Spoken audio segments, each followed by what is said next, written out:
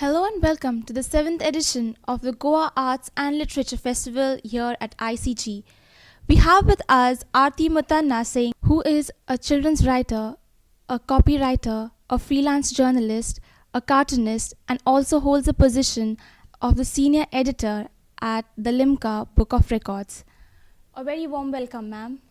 Thank you. Talking about your books, you have written more than 35 books for children, and it is a general tendency to think that writing for children is more easier, is it? Not at all. Not at all. I find it a lot more difficult to write for children.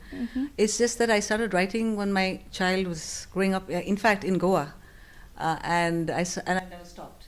But I found that after the age of 10, he would find fault with my writing and say, like, give me a break, what the hell is that? So I just stopped. So I only write from children from the age group of 4 to 10. Very difficult.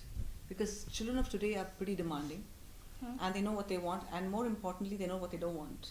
So if you want your books to sell, you better do your research properly and make it exciting enough for them to want to pick up that book in a bookshop. So, what do you think makes children read a book? What are the key elements any child would want to read a book? See, when we were growing up, we lived in a place where it used to rain a lot. So the books were just lying around. You couldn't go outside to play, so then you just pick up a book. But it depends a lot, I think, to some extent, with the illustrations on the cover. So I think a lot of publishing houses should make sure that to grab the attention of a child, the cover has to look enticing enough. You to just pick it up. Otherwise, and then they'll read and then they'll get hooked on. But if you have a plain cover or something that doesn't look exciting, or the title doesn't look exciting, nobody's going to pick it up. And I realized it the hard way when I wrote this book called I Am Not Talking to My Cat. So when you have a title like that, you have a picture of a cat and this kid looking sulky there. Every child wants to know why that child is looking so sulky, and the fact that the title is I'm not talking to my cat. That means basically I'm cutty with my cat. Yeah. So then it becomes interesting enough for a child to pick up and want to read. Illustrations are fantastic because I've got a very good illustrator to do the book. And the story was exciting because it involves a cat and a child's relationship, which any child can relate to, because most children love having pets, or at least if they have pets, they love their pets. Yeah. So you have to pick a topic that makes sense to children actually, in some way or the other. Okay, so you are the senior editor of Limca Book of Records since 2003. How has the experience been so far? It's been exhilarating, it's been mind-blowing, it's been crazy, it's been awe-inspiring, because the kind of Limca Book of Records is the Indian equivalent to the Guinness Book of World Records. But it's basically only for Indians around the world actually. So I've traveled to Uganda and Dubai and Tanzania to verify records of Indians across the world. And every single day in the office is so different and so exciting, because you never know who's going to call you or send you an application for what kind of record. You know, and we have about 20 chapters, starting from medical science to music to dance.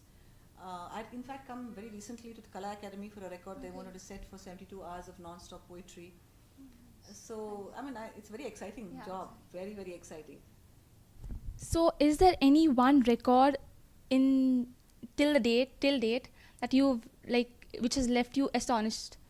You know, it's really funny because we have a section called Adventure, and we also have a section called Human Story, which is basically about individual records. So I can't really pick one particular record, but one record I remember, though it's not astounding, but it stayed in my mind forever, because he was a cobbler based in Bangalore who didn't even have an address.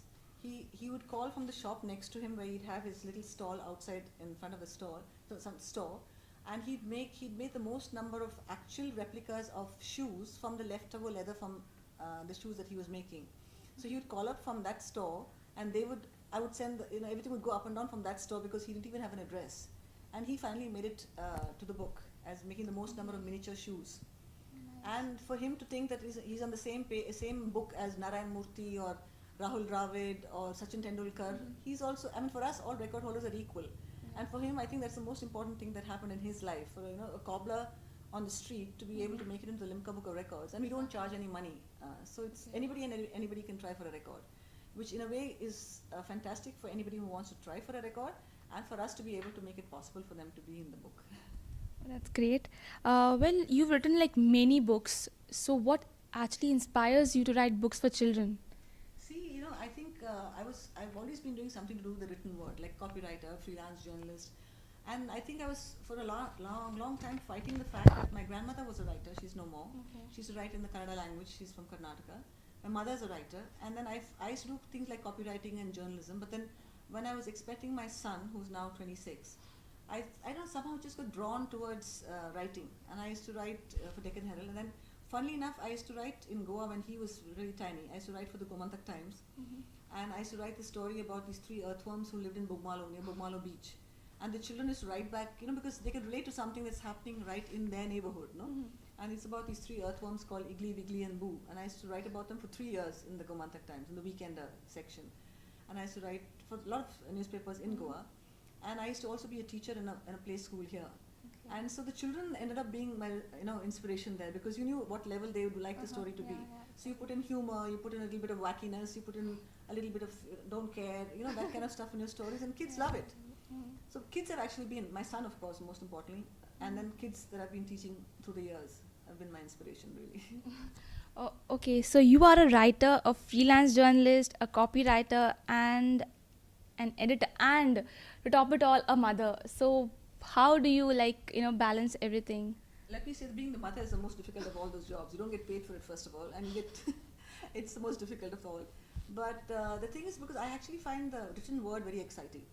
So copywriting is to do with the written word, journalism is to do with the written word, and I found that playing around, and I also do creative writing workshops, which comes under the title of stretching your imagination. So I find across the, every age group, I think most people are a little worried about or not comfortable about going out of their comfort zone, and I have no fear of that. So I think that really helps me to be in every possible genre of writing. But ultimately, the hero is the written word. Whether it's copywriting or journalism or children's writing, it's the written word that is the hero in my life, actually. Okay.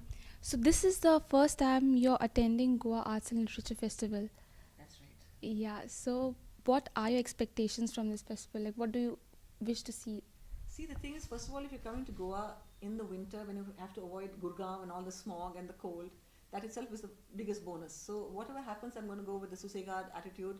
The schedule goes up the pole, I don't really care, because you get to meet very exciting writers here, local writers here, and the venue is fantastic, and the weather is great. So, I'm looking forward to just being able to interact with all the writers, and taking something back that I will remember for the next year till next year, hopefully, when I come back here again.